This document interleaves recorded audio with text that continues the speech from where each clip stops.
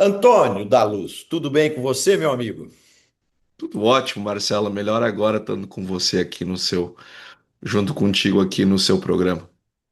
Ô, Antônio, nós estamos às vésperas do anúncio aí do Plano Safra, mas a gente sabe que todo setor fica nessa ansiedade, qual vai ser a taxa de juros, quanto que vai ser liberado, qual o critério para o pequeno, para o grande, para o médio, para a agricultura familiar. E o programa hoje existente, ele começou lá atrás, em 1965, e vem sendo renovado ano a ano. Só que de lá para cá, a agricultura mudou muito. Hoje ela é uma agricultura intensiva, existe duas, três safras por ano, existe muitos sistemas de irrigação, onde a atividade agrícola é contínua, todos os dias tem operação na fazenda. E, no meu ponto de vista, não faz mais sentido essa pompa desse anúncio do novo Plano Safra. Na minha opinião, nós deveríamos ter os financiamentos disponíveis periodicamente, o dia que o agricultor, o pecuarista precisar. É assim que, quando eu ou você queremos comprar um carro, nós vamos lá no banco, fazemos um financiamento e compramos o carro. O limite é se nós temos crédito para captar aquele determinado recurso.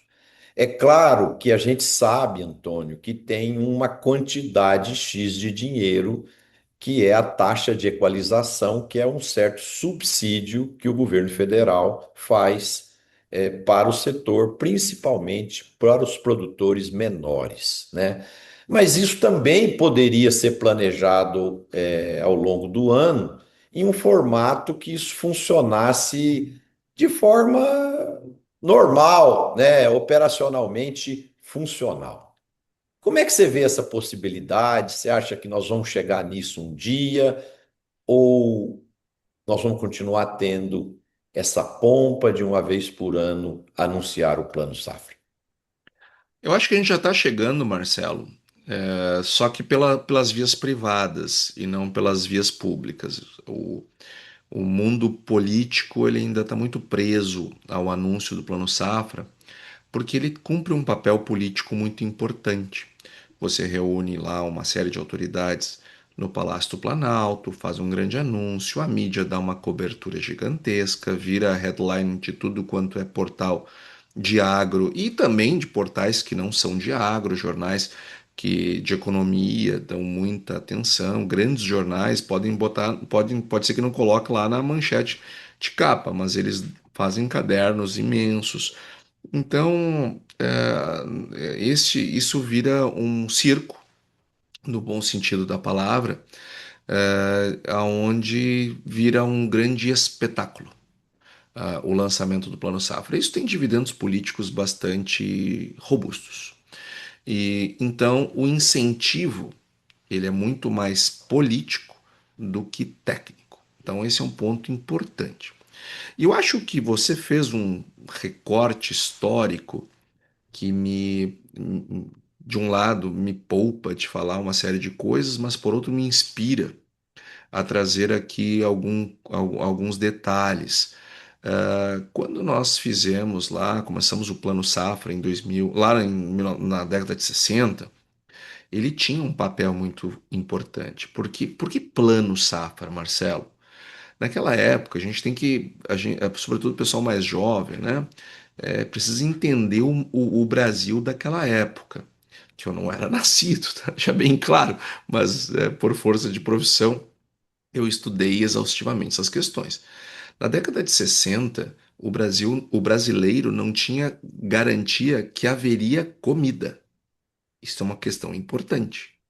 Hoje, ninguém tem preocupação, Marcelo, se vai chegar na prateleira do supermercado e vai ter comida ou não vai ter comida. Isso a gente não discute, isso é automático.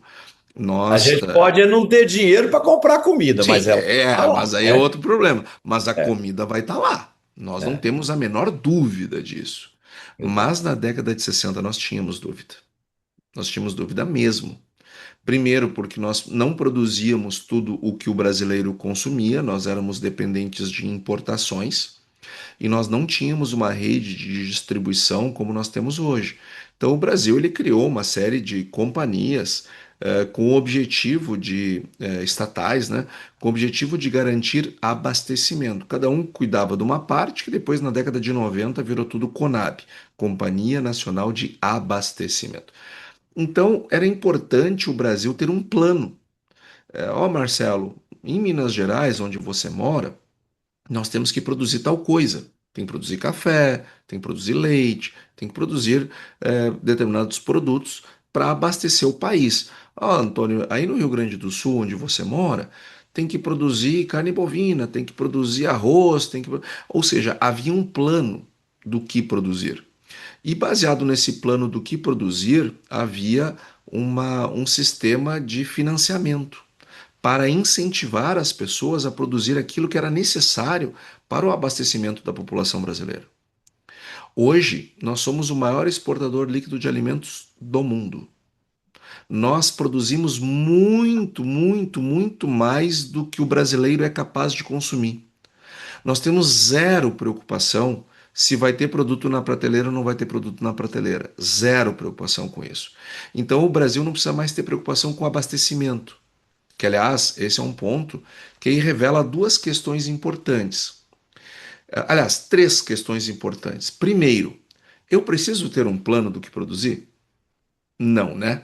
Nós somos uma produção orientada a mercado e não a abastecimento. Segundo ponto, eu tenho que ter um crédito com um funcionamento que se preocupa com a garantia de abastecimento? Não. Terceiro, eu preciso ter uma companhia, uma estatal preocupada com o abastecimento? Não. Os desafios do Brasil hoje são outros, bem diferentes.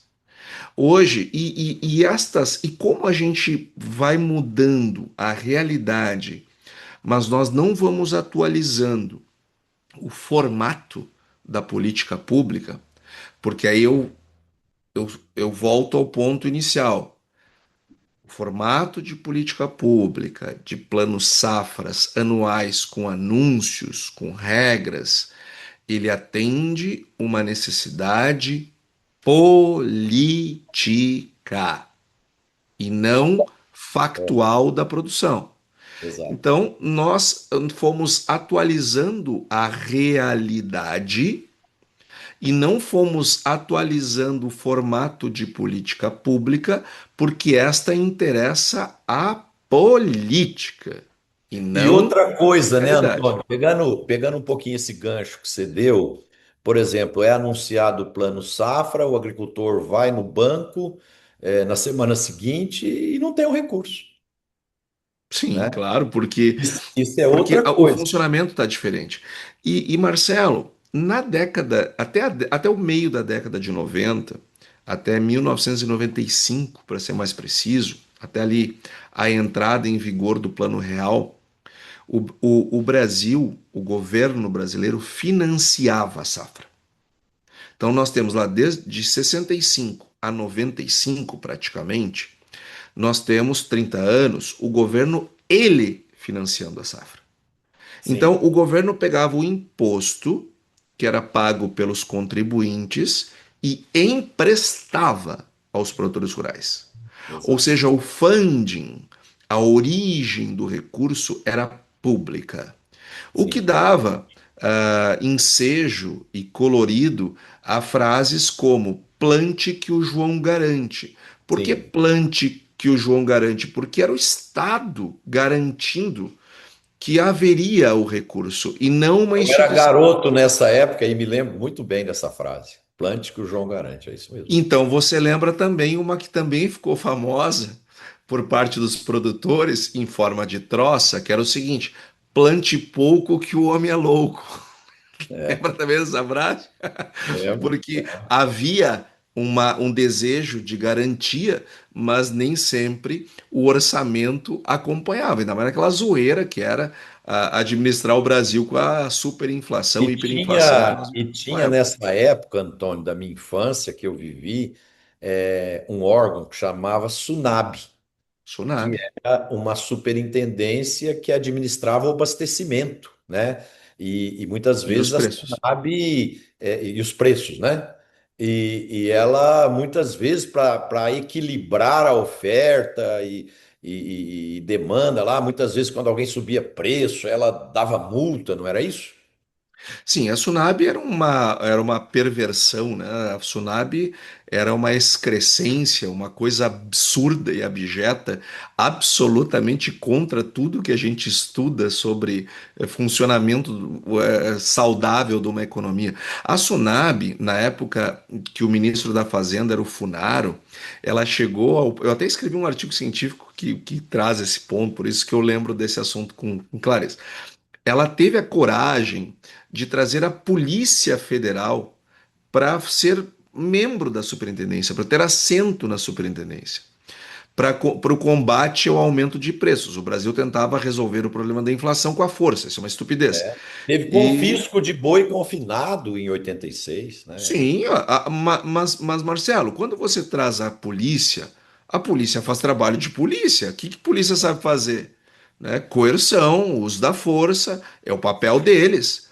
Quando É, disseram para eles que eles eram parte do combate de preços, eles subiram num helicóptero e foram caçar boi no pasto, porque na é, cabeça doentia dos administradores da economia daquela época havia, na verdade, não uma doença inflacionária causada por os sucessivos erros de condução de política econômica, havia um boicote dos produtores. Então, a polícia foi lá caçar boi no pasto, prender pessoas, bater em pessoas, uma coisa absurda. Então, nós vivenciamos todas essas questões. E a partir de 1995, já com o Plano Real, com a economia funcionando, como mais parecido com o que nós começamos a ver hoje, a mesma equipe que fez o Plano Real teve uma sacada brilhante. Olha, o Estado não tem que financiar a agricultura, que tem que financiar são as instituições financeiras, os bancos, num primeiro momento, e depois as cooperativas de crédito vieram em seguida. Depois de 2002, sobretudo, que elas ramparam com algumas mudanças que nós tivemos no Manual de Crédito Rural. E estas e então, só que para manter o juro controlado, porque o Estado brasileiro foi o seguinte, tudo bem, eu não financio mais. Quem vai financiar são os bancos e cooperativas de crédito. Mas eu não abro mão de definir qual é o juro e quais são as regras. Olha, Marcelo, você pode pegar até X quantidade de recursos. Você vai se enquadrar ou em Pronaf, ou em Pronamp, ou demais produtores. E vai ter um juro X, Y e Z para cada nível, para cada enquadramento. E nós vamos ter também uma política de investimentos. Então, vai ter lá o Moder Frota, vai ter lá o PCA, enfim, estou dando exemplos, né? De coisas que existem hoje. Lá no início não tinham esse nome. E então os bancos passaram a financiar com o dinheiro deles, mas com regras públicas. Mas como é que eu faço para um banco financiar com o dinheiro dele com as minhas regras? Eu tenho que dar alguma vantagem. Então, o que o governo fez? Olha, instituições financeiras, você vai poder pegar uma parte dos depósitos compulsórios que você é obrigado a reter para combate à inflação. Isso é uma medida macroprudencial de controle inflacionário, que são os depósitos compulsórios. Você vai poder pegar depósito compulsório, mas direcionar para crédito rural. Você vai poder captar poupança, caderneta de poupança, e eu garanto a caderneta de poupança. Mas você vai ter que direcionar ou para imobiliário ou para crédito rural. A Caixa Econômica foi para o imobiliário, o Banco do Brasil para o rural. Então, ou seja, se criou um crédito direcionado, que é um problema também, tá? É um problema menor do que financiamento público, mas mas crédito direcionado também é uma coisa errada, não se faz. E aí o governo disse o seguinte: olha, você pode pegar esse dinheiro que é super barato para você, zero, custo zero, o depósito compulsório e caderneta de poupança, juro de poupança para o poupador de poupança, mas vai emprestar nas minhas regras. Até 2010, Marcelo, esse sistema funcionou bem. Então, durante 15 anos, Tudo que os produtores precisavam pegar, eles conseguiam pegar nas necessidades deles. Então, se o Marcelo precisava 1 milhão, tinha 1 milhão de recurso controlado. Se o Marcelo precisasse 10 milhões, tinha 10 milhões de recursos controlados. Só que a partir de 2011, 12, não dava mais. Aí foi criados os recursos livres, que são recursos em que os bancos podem pegar o dinheiro que eles bem entenderem e emprestarem a título de crédito rural. Mas dentro do Manual do Crédito Rural, mas fora das regras. Ou seja, o banco pode emprestar o recurso ao juro que quiser e no limite que quiser. É uma operação entre produtor e instituição financeira, a decidido por eles. Aí eu passo a ter uma outra quantidade de dinheiro ofertado aos produtores, mas com outras fontes, vindo de LCAs, vindo de outras formas de captação. Só que aí não vai ser o juro do Plano Safra, vai ser o juro livre. E o Marcelo vai ter um juro, o Antônio vai ter outro. Depende da nossa condição creditícia. O Marcelo vai ter um limite, o Antônio vai ter outro, dependendo da nossa condição creditícia. E esse dinheiro, ele passou a complementar a necessidade de crédito que os produtores tinham controlado, ou seja, o Brasil não conseguia gerar a quantidade de controlado que os produtores precisavam pelo crescimento da agricultura. Então ele ia pegar 90% controlado e 10% livre. Isso começou ali em 2011, 2012. Só que, Marcelo, isto foi evoluindo. Os recursos livres começaram a compor um percentual cada vez maior da tomada de crédito dos produtores. E hoje, Marcelo, em 2026, 75% do recurso que o produtor toma, ele não tem controle, não tem subsídio por parte do governo, do Estado.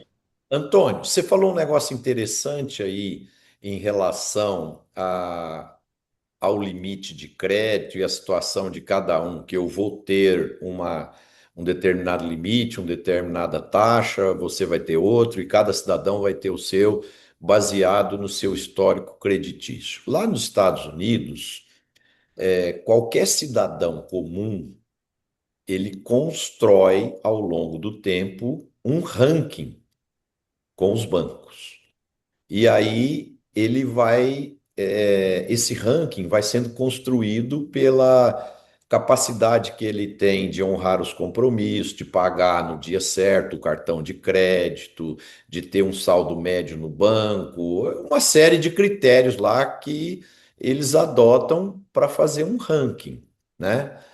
E depois de um certo tempo, você vai conquistando espaços.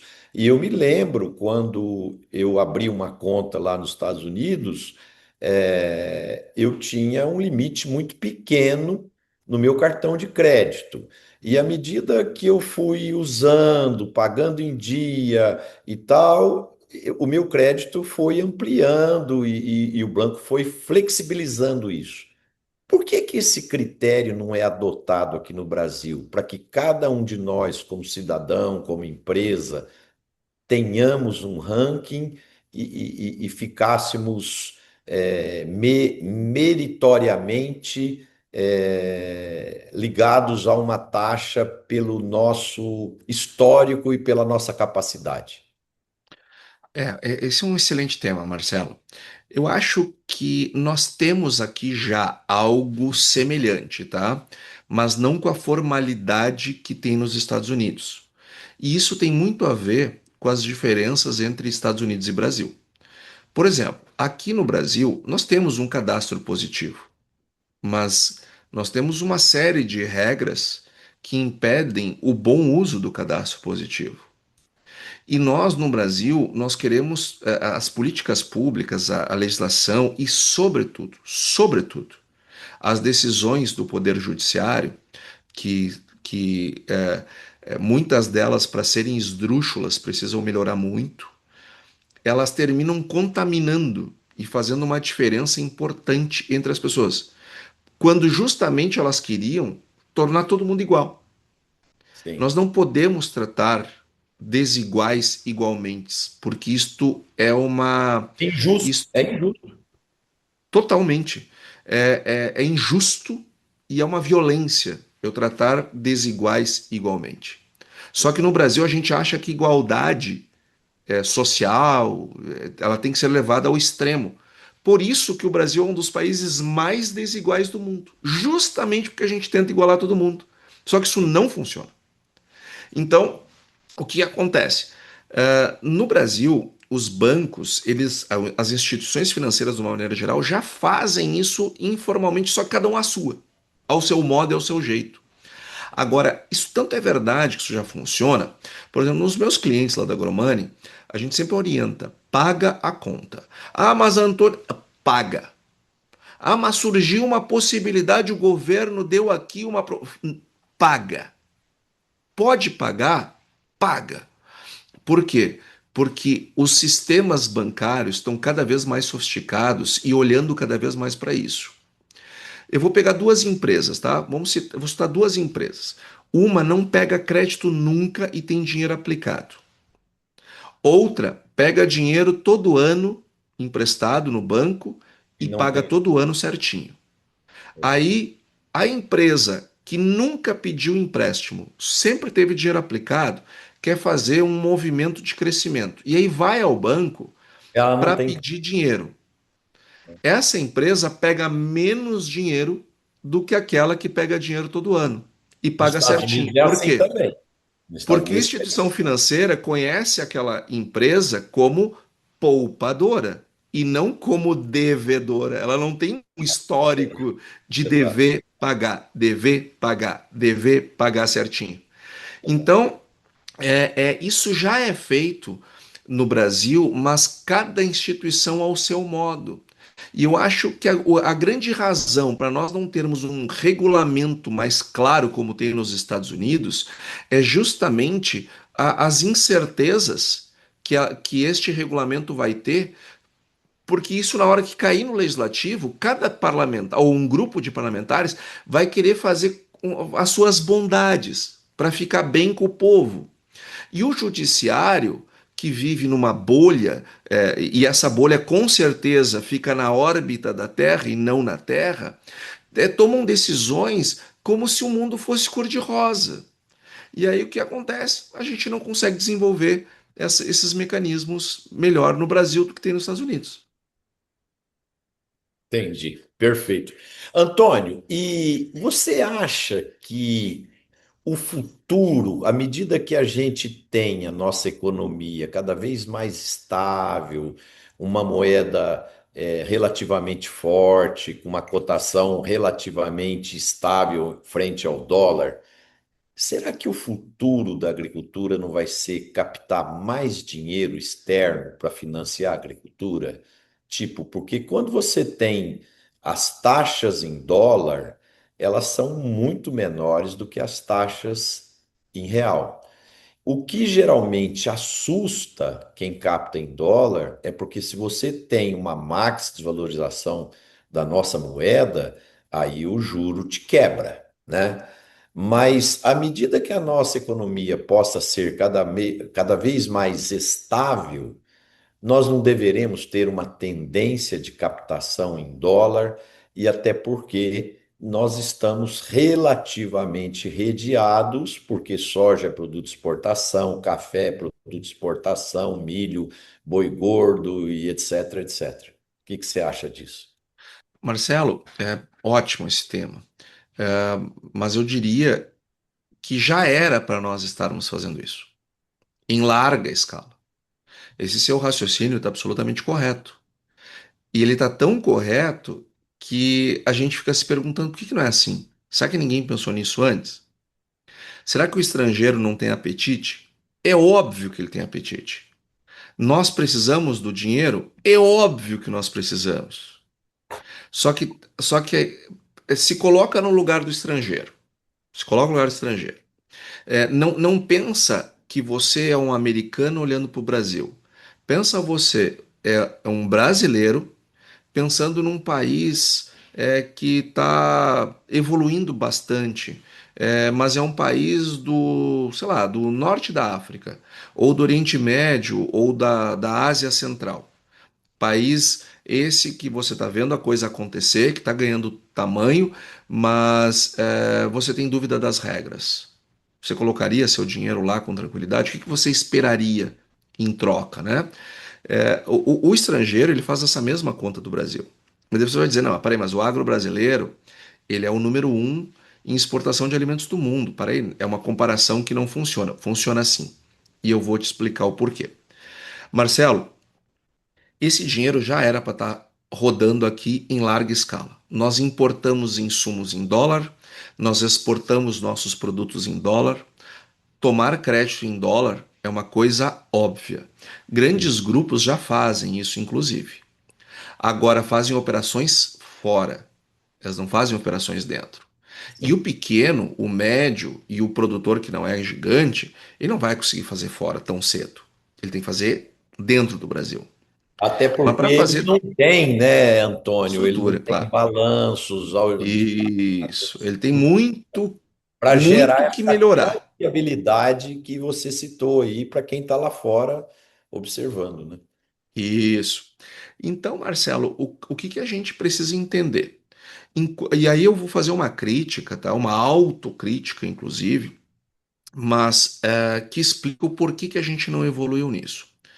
Primeiro ponto, Marcelo, enquanto nós tivermos um discurso eterno de renegociação de dívidas, enquanto todo santo ano este assunto for tema no Brasil e ele estiver nos jornais, nós estamos expelindo investidores, sejam eles internos ou externos.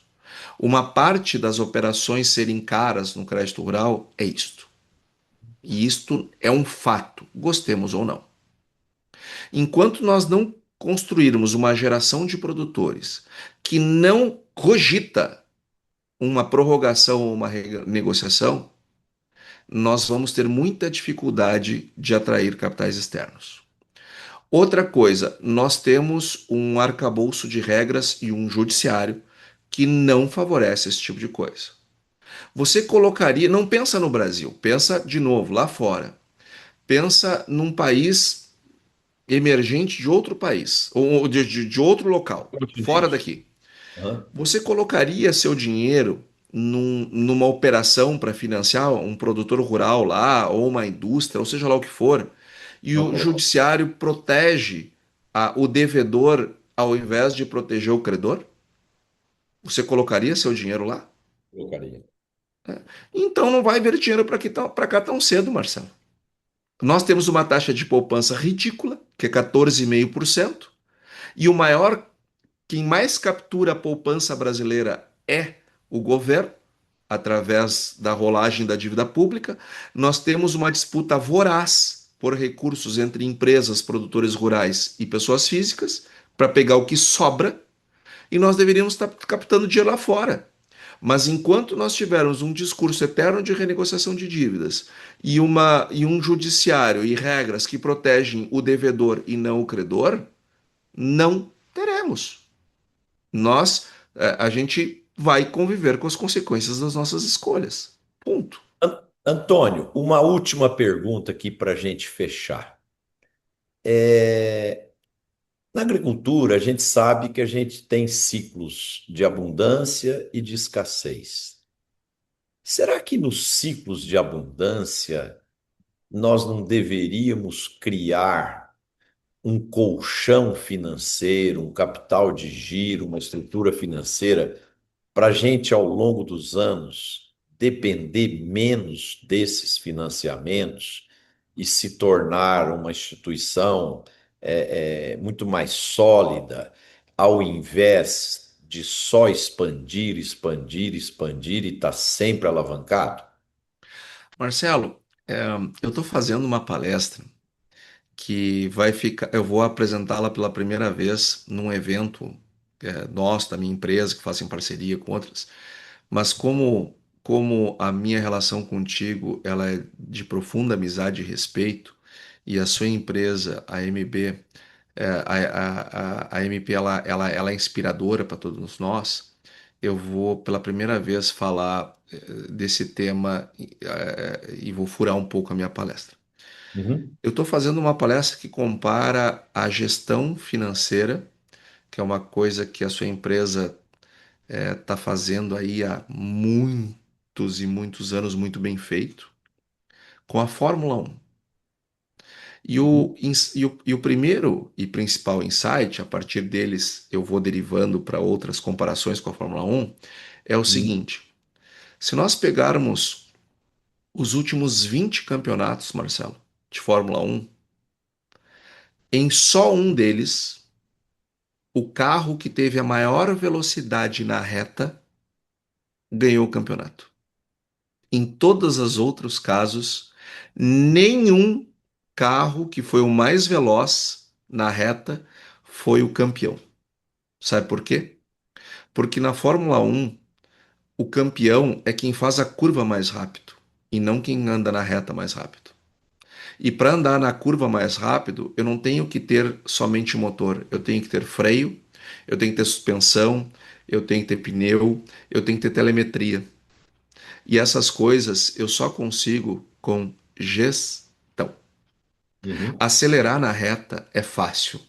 Todo mundo faz. Faturar milhão, 10 milhões, 100 milhões, 1 bilhão não é difícil. Você consegue. O Sim, difícil é fazer curva fazendo todos esses negócios. E cada volta de uma corrida é uma safra. é, E nós temos que ganhar é a corrida, não é a volta. exato. E para isso a gente precisa fazer curva direito. O É. que eu vejo como uma regra no agro? Quando o preço da soja está 200, o milho está 100, o arroz está 100, o café está 2.000, enfim, quando os preços estão lá em cima das commodities, todo mundo tem uma testosterona que se você botar todo mundo num ginásio, capaz de se matarem de tanta testosterona. Sim. Só que depois vem uma curva e a gente só vê nego Passa saindo, reto, e o cara passa reto, né? só vê o nego saindo na curva reta e batendo no muro. É isso aí. Por quê? Porque as pessoas se preparam para acelerar, mas não se preparam para fazer curva. E o agro é fazer curva, meu amigo. Do mesmo jeito que a Fórmula 1 é fazer curva rápido. Ô, E as Antônio, curvas do agro são bênçãos que Deus dá, que Deus manda, para você aproveitar e não para você se esborrachar. perfeito. E além disso, né, imagino que você também vai comentar isso, não querendo furar mais um pouquinho a sua palestra, né, a importância do planejamento, da estratégia, né, somado a essa gestão que você acabou de dizer. Por exemplo, às vezes a equipe já planeja ali, ó, na hora que acontecer assim, assim, assim, você entra no box que a gente já vai trocar os pneus e você já volta para a pista em tal situação, a hora que a corrida retomar, você já está bem posicionado e tal. Quer dizer, então é gestão, planejamento, estratégia. E parabéns aí. Marcelo, a telemetria praticamente foi criada por Ayrton Senna. Uhum, E o Ayrton Senna, ele era um cara que para cada hora que ele tinha de pista, ele tinha dezenas de horas de reuniões com os engenheiros e análise de dados.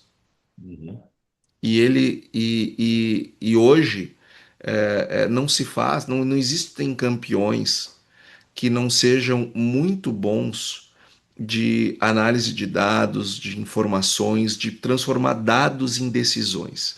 Não existe, Marcelo. Nem na Fórmula 1, nem em nenhum outro esporte e nem na vida dos negócios. é isso aí. Então, empresas como a sua, como a minha, elas são de suporte. Elas são. Não tira a genialidade do gênio. Exato. Agora, gênio sem saber, sem ter plano, sem ter dados, sem é, ter pista para tomar as decisões geniais que ele toma, ele é só mais uma pessoa aí, sabe? Então, Eu não acredito no futuro do agro sem a gente melhorar nossa capacidade de fazer curva, sem nós nos profissionalizarmos, sem nós melhorarmos os processos de gestão. A gente evoluiu muito o motor, que é a capacidade de produzir. Agora está na hora de olhar para freio, para olhar para suspensão, olhar para asa, olhar para telemetria, olhar para as outras coisas que é que fazem de fato um carro ser bem melhorado. Condicionamento físico e mental do piloto, né? Porque Isso, com certeza, com isso certeza. também é muito importante dentro de uma corrida, né? E nós, como empresários, gestores, muitas vezes, sobre uma situação de má condicionamento mental ou físico, somos capazes de tomar muitas decisões erradas e levar o carro para um rumo ruim, né, Antônio?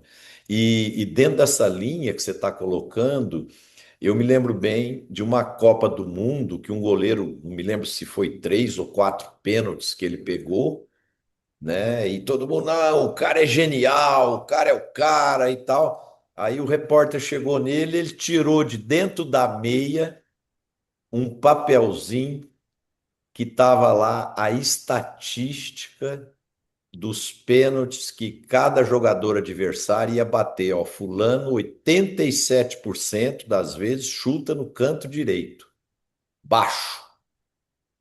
Ele tinha essa informação. É Então, isso, Marcelo. É isso. entendeu? Isso Aí vale ele para pulou a no gente precisa. canto direito com a sensação: eu tenho 87% de chance de pegar esse pênalti, né? E aí dá Se tiver, certo. se houverem 5 batidas de pênalti e ele tivesse esses dados de cada batedor, a chance de ele pegar pelo menos um pênalti ela é quase que 100%. A É verdade. chance de ele pegar mais de um pênalti, ela é maior do que 50%. Ou seja, tem que olhar para dado. É isso E aí. se no esporte os caras fazem, imagina numa Os empresa, num negócio que negócios. fatura milhões. Antônio, obrigado aí pelo carinho, pela sua presença. Um abraço, amigo. Muito obrigado, Marcelo. É sempre ótimo debater contigo, conversar contigo, a gente trocar conhecimento. Eu adoro trocar ideias com você porque eu sempre saio ganhando. As suas ideias são muito melhores que as minhas. Um É isso. abraço para você e para toda a sua audiência. Abraço, amigo.